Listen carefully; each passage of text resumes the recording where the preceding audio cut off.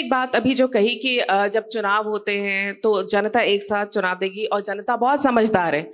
इसी का एक उदाहरण दिल्ली सबसे बड़ा उदाहरण यहाँ पर है कि विधानसभा में यहाँ की जनता किसी और को चुनती है, लोकसभा के लिए किसी और को चुनती है। जब ये चुनाव एक साथ होंगे तो जनता में ये जागरूकता भी होनी चाहिए। मतदाता बहुत बड़ा, हमारा सबसे बड़ा लोकतांत्रिक देश है, जगह जगह लोगों तक ये बात पहुंचाना और ये कंफ्यूजन क्रिएट ना हो कि ये विधानसभा है, ये लोकसभा है, इसको लेकर कोई रणनीति है, इसको जनता तक कैसे पहुंचाया जाएगा, आम जन तक? प्रिय बहन, भारत लोकतंत्र की जननी है। ये लोकतंत्र कोई इंग्लैंड और फ्रांस की प्रेरणा से नहीं आया है। यहां तो कब से गणराज्यों की कल्पना थी।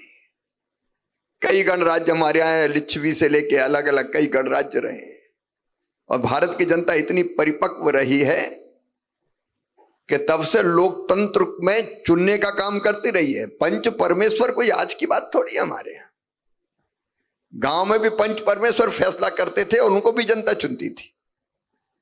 और जैसे आपने कहा दिल्ली में,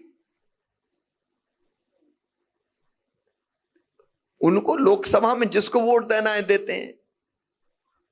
मैंने कई राज्यों के उदाहरण बताया। विधानसभा में किसी दूसरे को देना हो तो उसको दे देते हैं। अब दिल्ली में हालांकि इस बार एक ही को वोट देंगे लोग, आप ये भरोसा रखिएगा। जिसको लोकसभा में दिया उसी को विधानसभा, उसी पार्टी को विधानसभा में देने वाले हैं। लेकिन ये संदर्भ से हटके बात हो गई। लेकिन जनता बहुत परिपक्व है। उसको किस उम्मीदवार को वोट देना है वो तय कर लेती है।